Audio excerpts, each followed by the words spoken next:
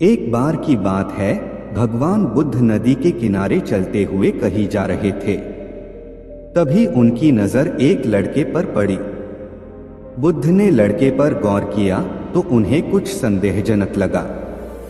क्षण भर में उन्हें ज्ञात हो गया, यह लड़का आत्महत्या करने के इरादे से नदी के किनारे खड़ा है। इससे पहले कि वह नदी में कूदता, गौतम बुद्ध ने लड़के को पकड़कर पीछे खींच लिया। वह लड़के को नदी से थोड़ी दूर पर ले गए और मिट्टी के टीले पर बैठा दिया। लड़का रो रहा था। बुद्ध ने लड़के से पूछा, तुम यह क्या करने जा रहे हो?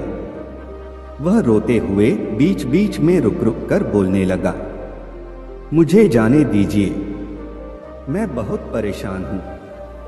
इस जीवन से मैं तंग आ गया हूं।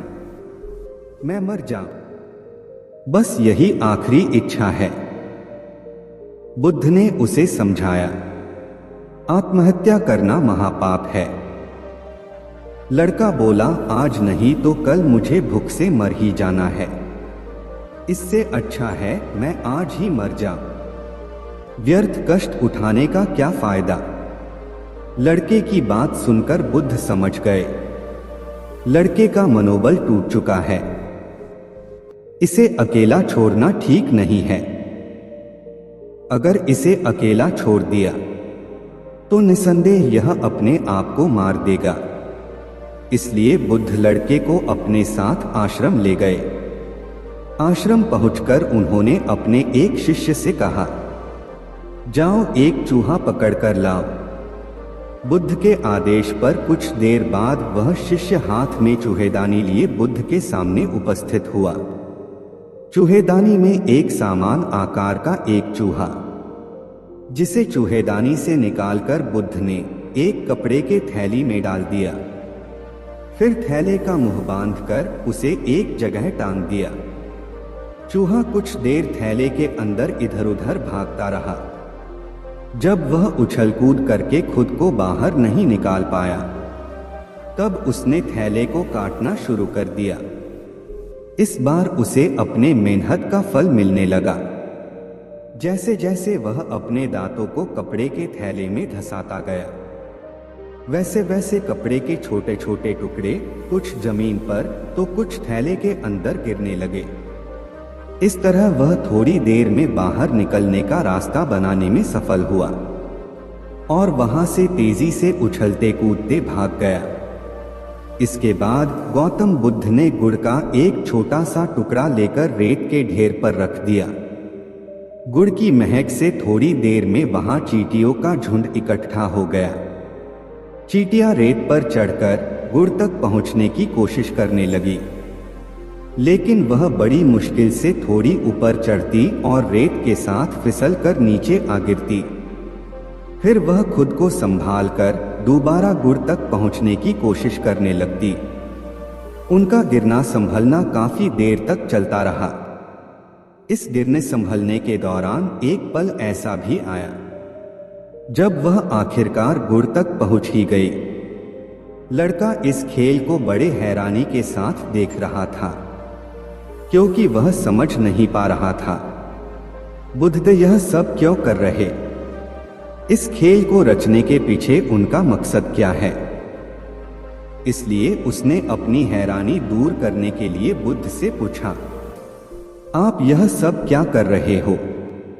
तब बुद्ध ने कहा, मैं तुम्हें जीवन का सारांश समझा रहा हूं। जीवन एक संघर्ष है। इस बात का जीता जागता उदाहरण तुम अपनी आंखों से देख चुके हो।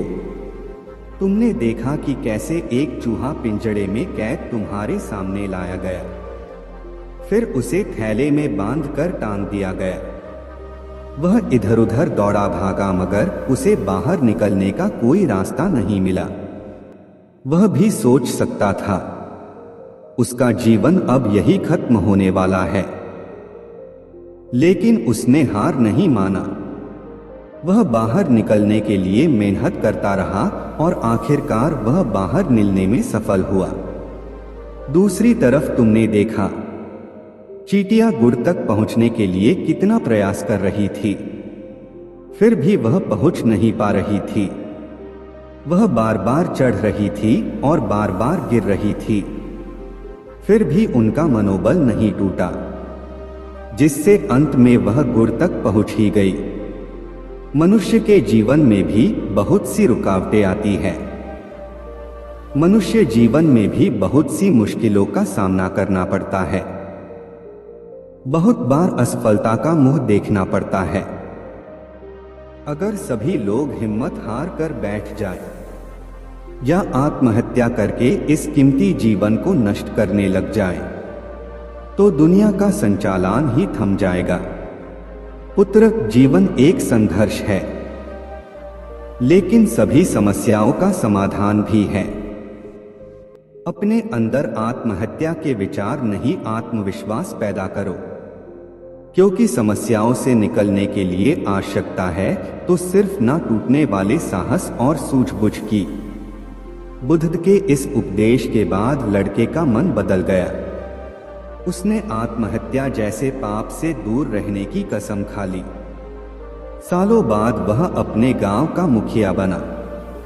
समस्याओं के बावजूद उसने खुशी खुशी अपना जीवन व्यतीत किया। बच्चों को बुद्ध और उस लड़के कहानी सुनाई। उसने लोक कल्याण के लिए कई काम किए।